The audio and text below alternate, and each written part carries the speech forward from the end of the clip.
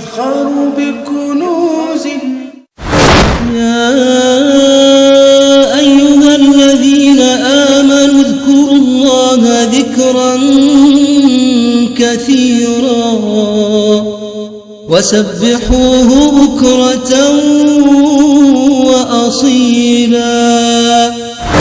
الذكر أفضل عمل على الإطلاق، والذكر هو أيسر العبادات جميعا وأخفها على القلب والبدن. الذكر هو الباب المفتوح بين العبد وبين ربه ما لم يغلقه العبد بغفلته. من فوائد الذكر أنه ينزل العبد في دار الإنابة ويورثه الخشية. ذكر الله تبارك وتعالى دلالة على حياة القلب، دلالة على محبة العبد لله تبارك وتعالى.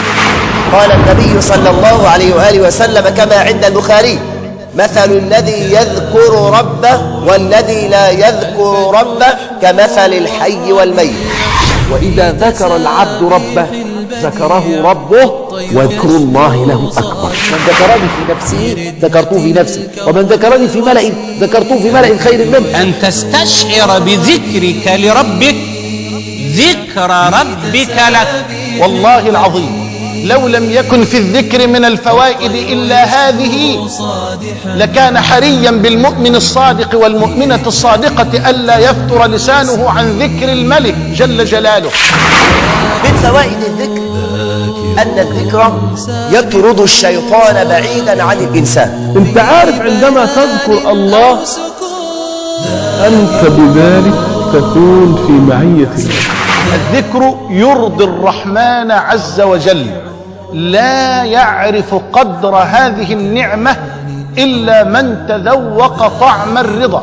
ذكر الله عز وجل هو الذي يطمئن القلب، ولا شيء يطمئن القلب غير ذكر الله عز وجل. أرى بذكر الله تطمئن القلوب. أيوة الذكر علينا أن نكثر من ذكر الله عز وجل، علينا أن نلازم ذكر الله عز وجل. وأنا قد إيه لا تذكر الله صاحب النعم عليك، صاحب الفضل عليك. من قال سبحان الله وبحمده سبحان الله العظيم غرست له شجرة في الجنة. قال رسول الله صلى الله عليه وسلم: لأن أقول سبحان الله والحمد لله ولا إله إلا الله والله أكبر أحب إلي مما طلعت عليه الشمس.